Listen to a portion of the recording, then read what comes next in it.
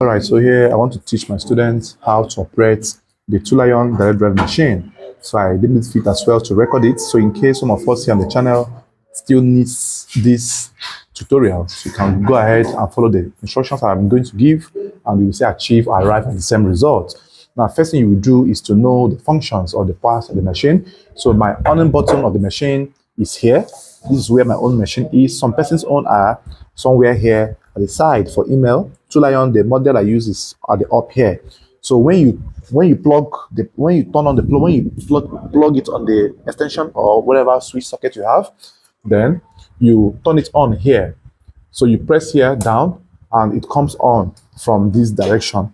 So this symbol here shows that the machine is on, it's functioning, it's reading. Now, at any point in time, when you see error, something like E07, it means error. It means that there's an error of the machine.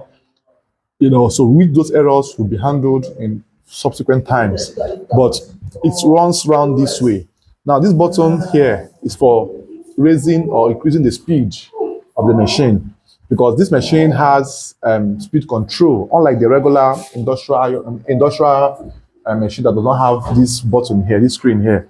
So the up is to increase and the down is to lower. So for first timers, it's advisable that they lower this to the barest minimum, sometimes 200, 200, 200. So if you lower it to 200, when you match it, even if you're a newbie and you match this, the machine cannot move more than this speed. It can't move more than this. So you can have full control of your machine, right? So when you have that 200, this is 200. So the machine cannot move more than this speed. But then when you have mastered certain level of speed, you can increase this to 400, 500, 1000. So for you, I'll put it at 1000 so that you can learn how to pedal the machine. Then when you match, you see the speed. This is the speed, which is controllable. So this is the pedal where you put your leg on, and then once you take it down, it moves, right? So now, already, you know the parts of the machine already. So this is the needle, the machine plate, machine teeth, the feeding dog, and every other thing, the knob, the lever, razor, and everything. So you first of all get used to pedaling the machine first, and then you will now go to threading. So let's start the pedaling aspect. So you can pedal this for like 20 minutes, 30 minutes. Now, the reason for you to pedal for long, the reason you should pedal for long is for you as a newbie to get used to the machine vibration, the machine, everything about the machine. Because if you don't get used to this, by the time you start using fabrics to sew, you will be fidgeting, you will be scared, you will be having issues. So, and in pedaling, it's advisable that you use one leg. Don't use two legs so that you have full control of your leg, right?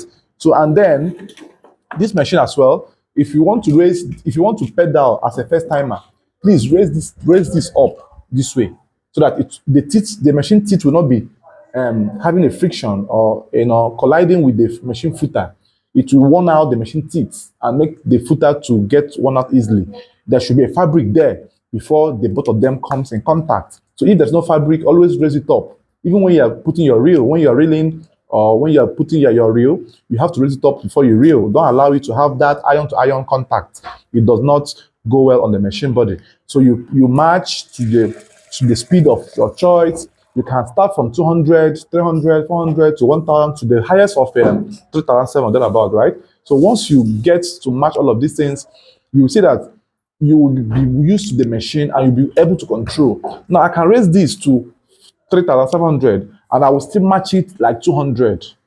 Like the way you pedal it will be how it moves. Just like when you're driving a car. If you match the throttle of your car, it speeds off, right? So in as much as the car is on maybe gear 1 or gear 2, there's a way you match it, it will zoom off like it's in a higher gear. But even though the car is in gear 3 and you match in a sequential order, it zooms off in a synchronized manner. It won't just do boom. And so that's why some machines, some persons, when they come to your machine to sew for the very first time, you'll be sitting like that boom. It gives them that shock, and it's not needed when you are having your machine for the very first time. So even some professionals as well do have this, sudden sewing. It's not allowed, When you want to start sewing, even if you're in a haste, start gradually, then increase your speed as you go, because the machine needs to adjust its momentum in that direction.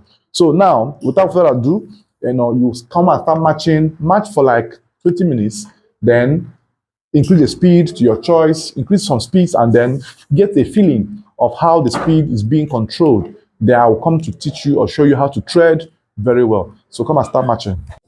So you see the effects the machine will give you. It will give you that you gently learn this very well. So in as much as you have mastered manual machining, but learning industrial machine is very important for every young designer.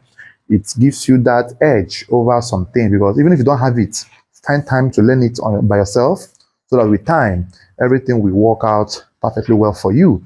So this is how you gently control or manage or use your industrial sewing machine.